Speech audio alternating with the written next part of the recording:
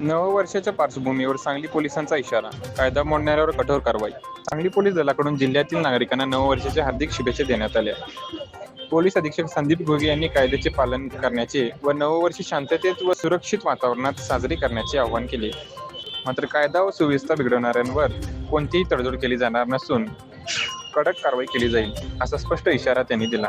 ध्वनी प्रदूषण, मदधुंद अवस्थेत वाहन चालवणे, रस्त्यावर गोंधळ घालणे आदी प्रकारांवर कठोर कारवाई केली जाईल, असे त्यांनी सांगितले. नववर्षाच्या पार्श्वभूमीवर जिल्ह्यातील विशेष पोलीस बंदोबस्त व वाहतूक नियंत्रणाची व्यवस्था करण्यात आली असून सांगली जिल्हा सुरक्षित ठेवण्यासाठी पोलीस दल पूर्णतः सज्ज असल्याचे त्यांनी स्पष्ट केले.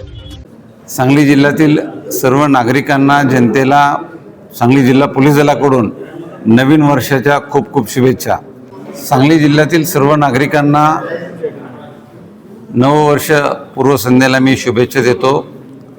आपल्याला हे नवीन वर्ष अतिशय आनंदाचं, भरभराटीचं, समाधानाचं, समृद्धीचं राहो. सोबतच आज 31 डिसेंबर आपण सर्वजण नवीन वर्षाचं स्वागत करणार असणारच आहात. परंतु हे करत असताना कुठेही इतरांना त्रास होणार नाही, कायद्याचं उल्लंघन होणार नाही, आपल्याकडून कायदा हातात घेतला जाणार नाही, या गोष्टी पाळणं गरजेचं आहे.